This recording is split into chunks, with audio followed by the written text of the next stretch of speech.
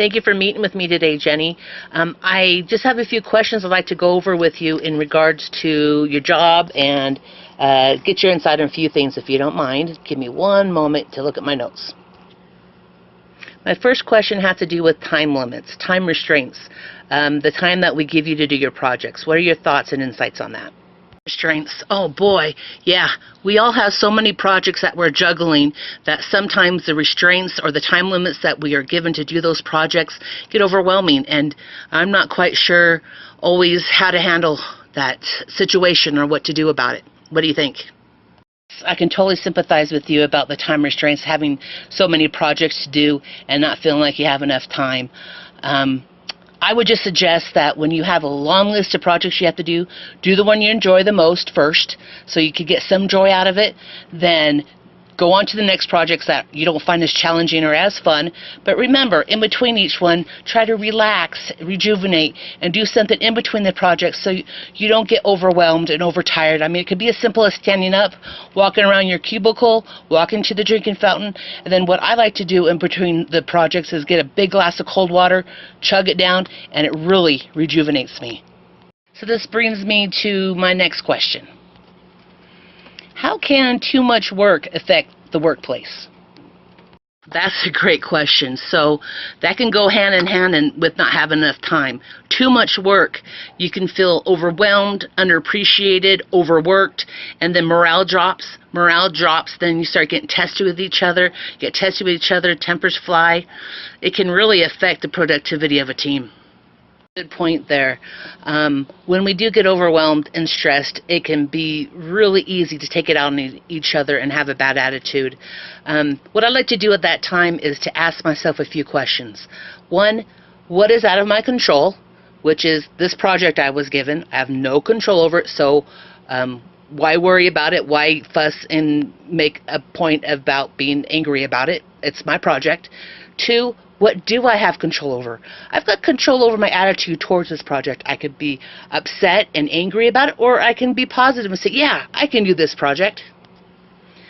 This is where showing a positive attitude can make a big difference. It can make a difference between success and failure of a project or of a team. I hope you've noticed the environment here at work and during orientation. They mentioned having a good, positive attitude, how we expect us to interact with each other in positive, uplifting manner, not only to each other, but to yourself and to our employees. I know we can encourage and ask you to have a positive attitude, but I know we have no control over your thoughts. And you may be happy and go lucky on the outside, but in the inside just going, grr. But you know what? It has been proven over time, being positive and having a positive attitude about your work, your coworkers, yourself, will eventually rub off, and it will be who you are. How can people not doing their part affect the workplace? It can really affect it in a negative manner, because if everybody knows that Bob isn't doing his job and we all are pulling the slack for Bob and doing his job, and then Bob gets rewarded for not doing his job because we all did it for him, we start having not only bad feelings for Bob, but bad feelings for our supervisor, who isn't clued in enough to know that Bob's not doing his job.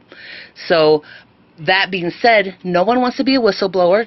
No one wants to point the finger and say, Bob's not doing his job. But it's also not our job to tell the supervisor Bob's not doing his job. So we kind of get stuck between a rock and a hard place. So having some kind of system set up for checks and balances and accountability would be great. Maybe something during one-on-ones like what we're having now. What are your thoughts? Employees' bad attitude can really affect the quality of the work that they do and the bottom line. Good employee attitude can have positive results, and bad employee attitude can have terrible results. So as you suggest, and maybe a way to nip this in the butt is to have more involved one-on-ones and more of a checklist of accountabilities. So when asked about a project, we can ask specifically, what did you do about A, B, and C, and really see that he was the one that worked on it and it wasn't Sally taking care of the job to be a good team player. The question has to do with team conflict.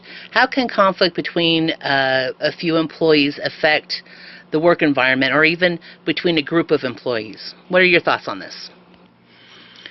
Well, as you know, conflict between employees can really affect the bottom line, meaning that it could cause more people to call in sick, not to show up for periods of times, not getting projects done in a timely fashion because they're too busy fighting. It can cause really bad tension and attitudes as a team and make the team not work as a team as it should.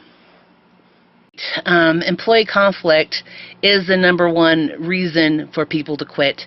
Workplace bullying is part of that also, and the cliques that go around the workplace is really hard to manage. So I know there's many factors in the workplace that you had no control over.